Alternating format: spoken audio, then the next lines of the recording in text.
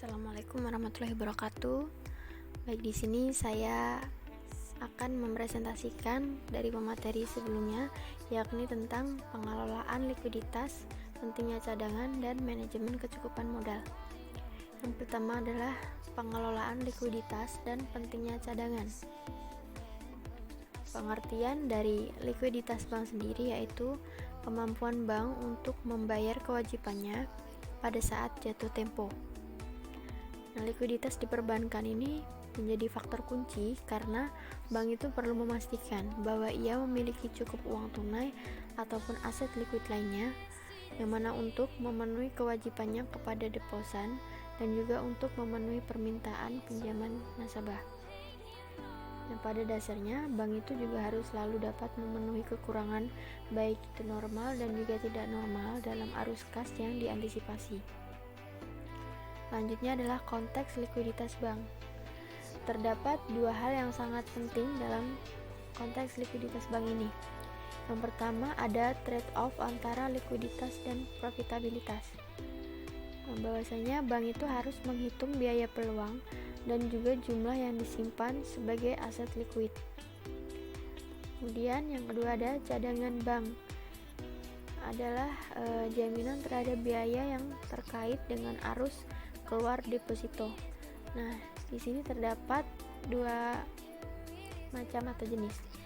Yang pertama ada cadangan wajib dan yang kedua ada cadangan berlebih. Selanjutnya adalah pilihan likuiditas. Nah, di sini terdapat 4 macam pilihan. Yang pertama ada meminjam dari bank lain. Kemudian yang kedua menjual beberapa sekuritasnya. Yang ketiga menjual sebagian pinjamannya, dan yang keempat adalah meminjam dari bank sentral. Nah, selanjutnya bank yang mengalami masalah likuiditas itu biasanya harus bertindak secara cepat dan juga hati-hati, karena apabila lembaga atau deposan lain itu mengetahui bahwasanya bank itu mengalami kekurangan likuiditas, nah, hal itu akan dapat menyebabkan bank atau deposan tersebut menjadi kabur. Istilahnya, karena mengetahui masalah likuiditas yang dialami bank tersebut, bank itu akhirnya tidak jadi mengambil bank itu. Nah, sehingga itu dapat menyebabkan kebangkrutan pada bank itu. Kemudian yang selanjutnya adalah manajemen kecukupan modal. Modal di perbankan adalah salah satu perhatian neraca utama karena memberi sinyal sejauh mana bank itu aman dan juga sehat. Dengan kata lain, modal di perbankan ini sebagai pelarut. Berbeda dengan likuiditas bank, yaitu kemampuan bank untuk membayar kewajibannya pada saat jatuh tempo. Solvabilitas adalah kemampuan bank untuk membayar kembali kewajibannya pada akhirnya. Nah, sedangkan untuk likuiditas bank itu terdapat trade-off antara keamanan dan juga keuntungan. Karena semakin tinggi modal semakin rendah ROE. Kemudian, modal dari sudut pandang bank dan juga regulator. Dilihat dari sudut pandang bank, modal mahal karena modal yang lebih tinggi berarti pengembalian yang lebih rendah bagi pemegang ekuitas. Sedangkan dari sudut pandang regulator, modal itu merupakan penyangga yang diperlukan untuk menyerap kemungkinan suatu kerugian.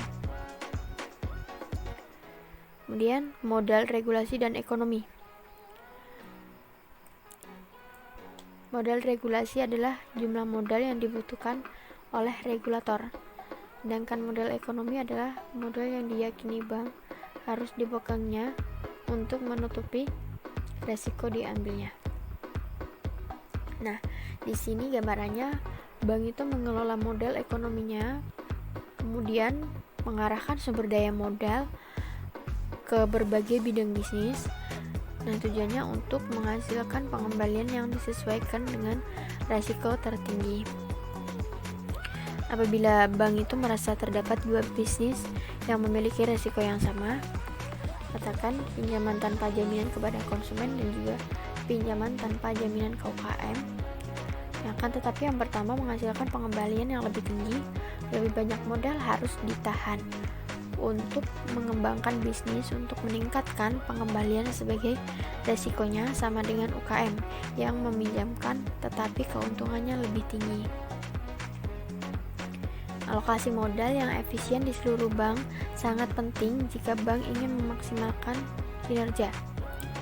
Bank itu akan meneliti semua bidang bisnis mereka dan juga mencari di mana model ekonomi dapat digunakan dengan baik untuk menghasilkan pengembalian yang disesuaikan dengan risiko terbaik tentunya. Sekian dari presentasi saya. Terima kasih. Kemudian akan dilanjutkan oleh pemateri selanjutnya.